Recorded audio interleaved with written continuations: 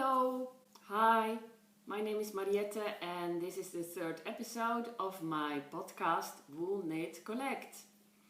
You can find me on Ravelry as Caroline654 and on Instagram as Mariette694. Thanks for coming back, welcome for the first time and a special welcome to my subscribers. I'm really excited about that. Theme of this episode is more Knitalongs. I love Knitalongs. It's a perfect way to knit and socialize. I can learn new techniques, take another challenge, persevere so that I finish that endless work in progress, learn something new. It helps me to come out of my comfort zone and I'm getting to know new knitting friends. So let me tell you everything about Knitalongs I joined in the past, Knitalongs I'm joining now and Knitalongs I will join in the future. But there are also the regular features of my podcast, my work in progress, finished objects from the past, yarn in a picture, and favorite knitting patterns and vintage knitting patterns I collected. There are very special things today, so let's start. So, what's in my yarn wheel bag? Here it is, so much in it today. My work in progress is still the sweater of Sarah Hatton, my woolly sweater, I named my project. I made some progress in the last few days. I already knitted the sleeves and now I finished the back. You can see I knitted double seed stitch in the upper part of the back. That's a modification because the pattern says it's only stockinette. And I knitted half of the front.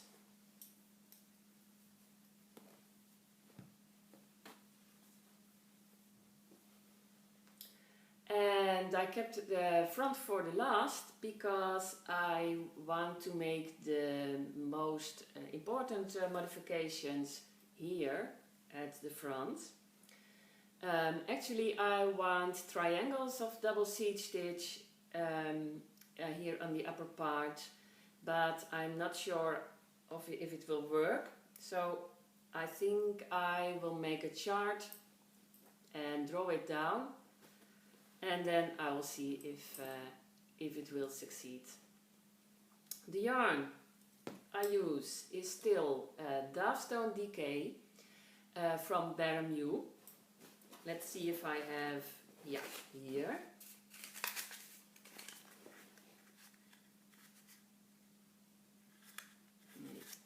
Yeah, that's better. Davstone DK from Barramude. It's my favorite yarn. Every time I knit with it, I think, why would I ever knit with another yarn? The look, the feeling, the color, everything is perfect. I told more about the yarn in the first episode of my podcast. And here's also the first knit-along I mentioned in this episode, because with this work in progress I join my fall knit-along from the Ravelry group of My Sister's Knitter. It's a group of followers of the blog of Andy, and the blog is also named My Sister's Knitter. And it's a great group with a really pleasant atmosphere.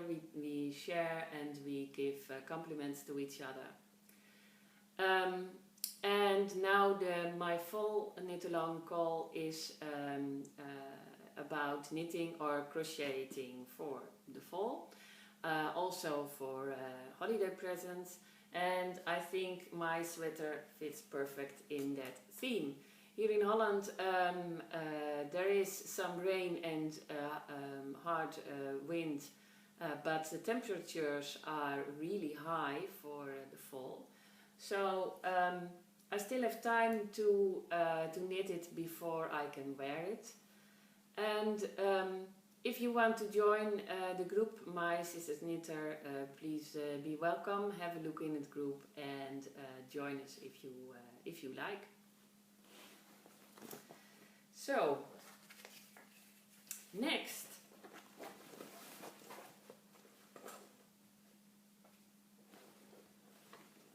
My finished object from the past is my plumage comb cape.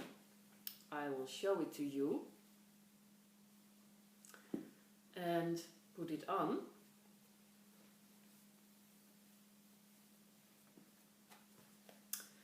This is it. Pattern is from Angela Haan, and it's from Interweave Spring 2014. When I saw the pattern in the digital magazine, I was immediately in love with it, because I really like the way how the stitch pattern shows the shape and follows the shape of the garment. It's just like Art Nouveau, where also ornaments follow the shape or the construction, or even arise from it.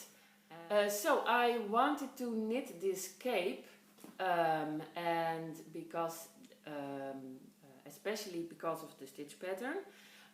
Angela Haan found it in a Japanese stationery, and when I was knitting the cape, I looked on Pinterest on my inspiration board, and then I saw exactly that pattern from the stationery. I had pinned it already half a year before, and now I could knit a cape with it. I love capes. They are so versatile and warm, and they don't fall off your shoulders, and this one is really warm because it's an Aran weight yarn. I have made some modifications.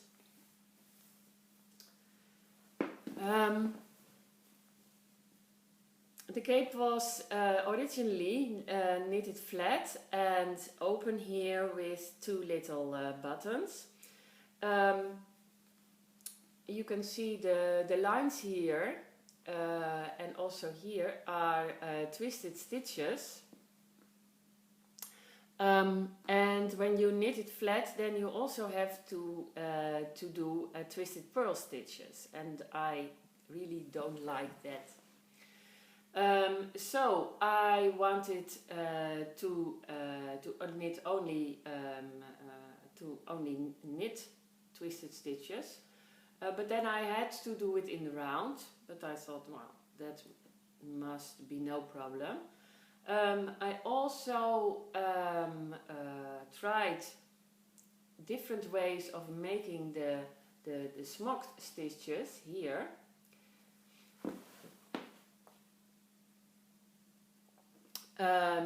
In the pattern you knit them and knit back and knit back and knit back and knit back with yarn in front and yarn in front. But I have embroidered them afterwards, after the knitting, and I found it more quicker, and the stitches are more even. So that were the most important modifications I have made with this. The yarn I used was Artesano Aran. I was looking for ages to it at my local yarn shop. It's Jawol in Rotterdam. And then I got it as a birthday present from my mother. It's a beautiful yarn. It's a really quick knit with it, but I think it's too thick for me to be pleasant to knit with. And I was sorry about that, because it's a beautiful yarn, the colors are really great, and yeah, you can see it also has a kind of halo. And with this project I joined another search-along, knit-along I have to say. It was also a knit-along from the group My Sisters Knitter. It was the Stash Down knit-along in the beginning of this year, and the word says it all. It was meant to reduce my huge stash, and I also wanted to knit a pattern from my very huge knitting library. So that and I finished this cape in a few weeks, so it was really a quick knit. So the yarn in the picture today is Cornish Tin. Cornish Tin is a limited edition made by Blacker Yarns in Great Britain on their 10th anniversary, 10th, what is it? 10th birthday. And it's a very special blend of 10 fibers, 8 wool fibers and also 20% alpaca and 10% mohair, and wool fibers are Gotland, Jacob, Shetland, Black Welsh Mountain, Texel, a Dutch breed, English Merino, Falklands Merino and a Godley Romney Cross. Whoa! I read about this yarn in September on several blogs, and they all called it a fantastic yarn and were very enthusiastic about it, so I wanted to buy it, but when it was launched it was sold out in one weekend. But Blacker Yarns had said they would keep some of the skeins apart for Yarndale, so there came my chance. The first thing I did when I came on Yarndale on a Saturday morning was going to the stall of Blackers. And there were the skeins and also some swatches and projects they had made of it. In the skein it feels quite crispy, but in the project it was quite soft. So I wanted to buy it. I did doubt about what weight I wanted to choose, because the yarn is in DK weight and fingering weight, and both are in 5 beautiful colors. I chose fingering weight because then the yardage is more, and I wanted a bold deep color.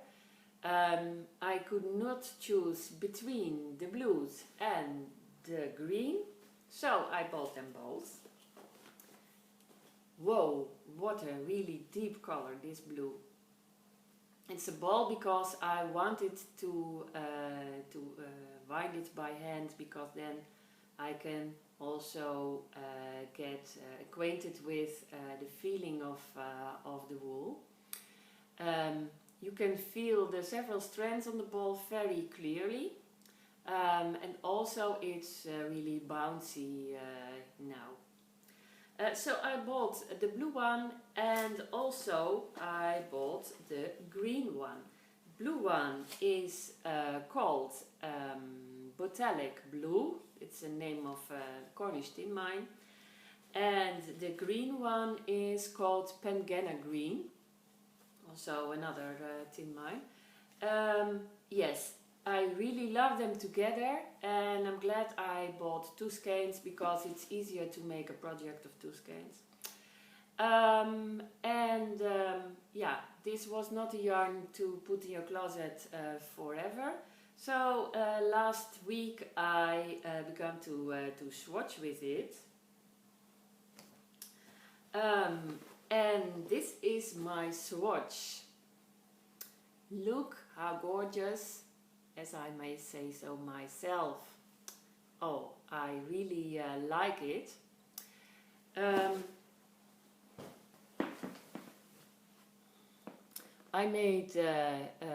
I cast it on with the green one, I made a stripe of double seed stitch, and then a stockinette, a slip stitch pattern, again stockinette, double stitch, and cast on off with the green one. So the double stitched pattern was from another in my yarn bag, from this book, The Knit Stitch from Melissa Liebman. I really love this stitch journey. There are so many patterns in it with clear photographs, with charts, and with written text about the patterns, and there are also many slip stitch patterns in it, which I like. And also this stitch pattern comes from that library. And when I finished this swatch, there was already blooping a new design idea for, I think, a triangle scarf with stripes from this slip stitch pattern and edgings in the double seed stitch. So, wow, I can't wait to get further with the design. For the swatch, I also looked to the tips Louise Scully gave for her breed swatch along. It's about testing the swatch so that you can see what the yarn will be and how it will behave when you wear it and wash it. So I first, after the knitting, I washed it for the first time and blocked it lightly. Then I wore it in my jeans pockets and also here on my shoulder under my t-shirt. And at first I felt it a bit pricking, and after a while that was less, and after another while I forgot about it. So it is soft, but it's also a woolen spun yarn, and woolen spun says something about the preparation before spinning. If you look at it very closely, you can see that the different fibers still come out the strand of yarn. And I think that is also why some people found this yarn more itchy than other yarns that are worsted spun. But I'm glad I'm not so very sensitive, so I think I will like it for a shawl. So that about my yarn in the picture, and I will put it back in the yarn bale bag. Thank you, Blacker Yarns. So now I want to join the breed swatch along from Louise Scully, Knit British, which she held in her reverie group Knit British. And that's about seeing how yarn from specific English breeds will behave when you knit it up and when you wear it. You must knit with undyed yarn. So this is really a bit out of my comfort zone because I don't like undyed yarn. I hate beige, how do you pronounce it? I don't know. I dislike browns, so it's very difficult to find an undyed yarn for me which I like the color of. But I went to my local yarn shop and I found this yarn from Uilenstad. It's Dutch. It's wool from Holland, Brabant. A part in the south of Holland. of the Netherlands, and I like the brown color. The breed is Shetland Morit. So it is a British breed, but the sheep are born and sheared in Holland. So I think I want to join the breed swatch along with this yarn. So next episode I can tell you more of it. There is another Knitalong group I will join, although I won't join the Knitalong really. It is the indie design gift along, where you knit from patterns from indie designers and you knit for as a present for the holidays for someone else. I like that group. But I won't knit for someone else now for the December feast. In Holland we don't have a big tradition of giving presents at Christmas. Some people do it and some more nowadays, but our giving tradition in Holland is at Sinterklaas. It's a feast on December the 5th. And this year I celebrated only with my husband and my son. My son prefers toys for Sinterklaas, especially balls. My husband, I have already knitted a scarf for him, but he never wears it. So I think I will stay making things for myself. But I did join the gift along group because there are so many special patterns and very good indie designers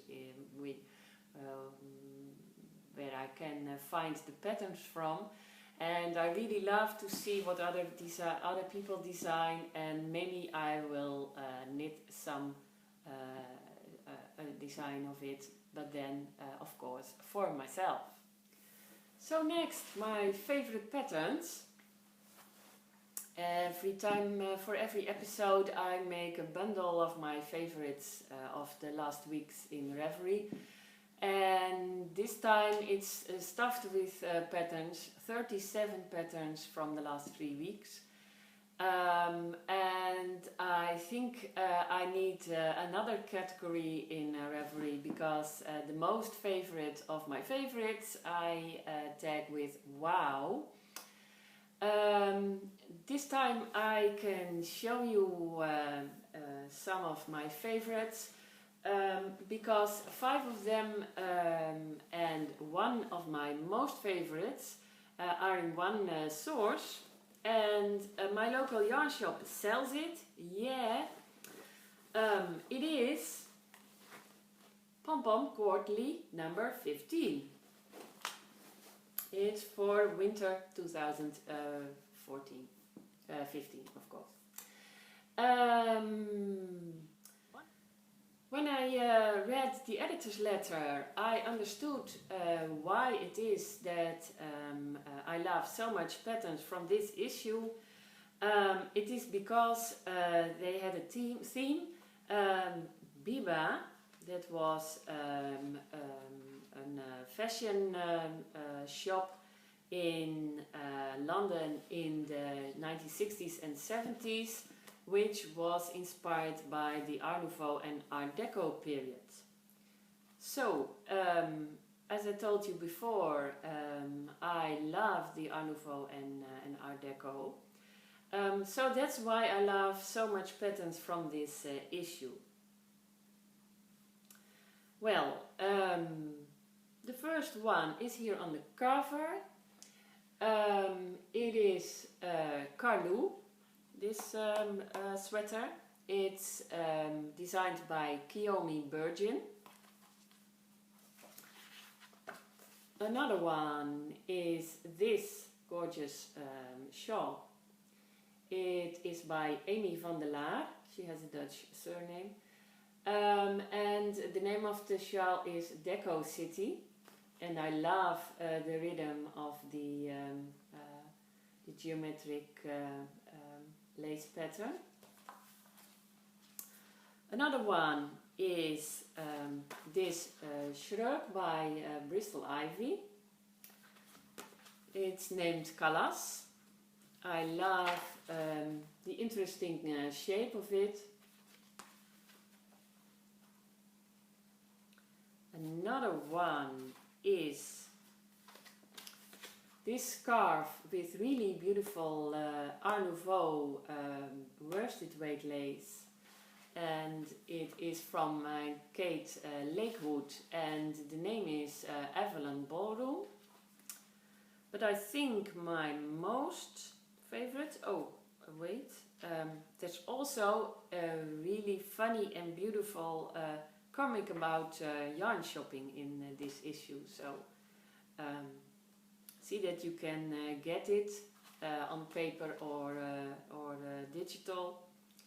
You can see on Ravelry how you can become. Yeah, this is it.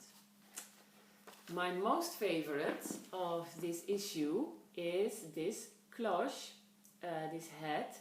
It is called Suffragette Hat, and it is designed by Olga Buraya Kivilian. I don't know how to pronounce her name. Wow, I love this hat. It's a really interesting construction with welts and wedges and the asymmetrical brim. You can also see it from the back. I'm always on the lookout for hats which make my long face a bit wider, and I love this one. Where is it? Yeah, here also a photograph of it. Yeah, I really want to knit it, also because of the interesting construction, and because I think this will fit me really well. There's one thing I have against it, and it's the name, because Suffragette is the name of the hat, but it's a pattern that resembles cloches from the 1920s, and suffragettes, the women who fight it for women's votes, were only there until the end of the World War, the First World War. So they never wore a hat like this. For my vintage knitting patterns, I'll show you another issue of the Dutch magazine Praten en Breien. It was a monthly magazine from 1934, and here on the front page we see a girl's coat with matching scarf and hat. I don't think the girl enjoys wearing it.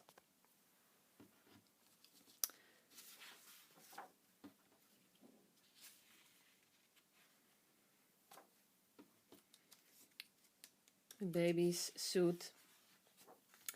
And this one is my favorite. I think this sporting jacket, as it is called, is really modern, with the diagonal lines and the opening at the lower part of the front. Also the back. But the hat reminds me more of a bowl for soup or porridge. I would not put that on my head. Next to it, this girl is really more cheerful.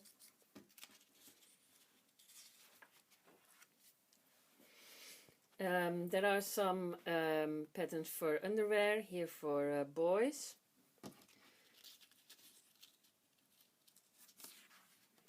And for little girls, they are only interesting in historical view. And at the end there's a gentleman's vest with a deep V-neck. And the most interesting part of this is that there is a chart. And charts are very rare in vintage knitting patterns before the Second World War.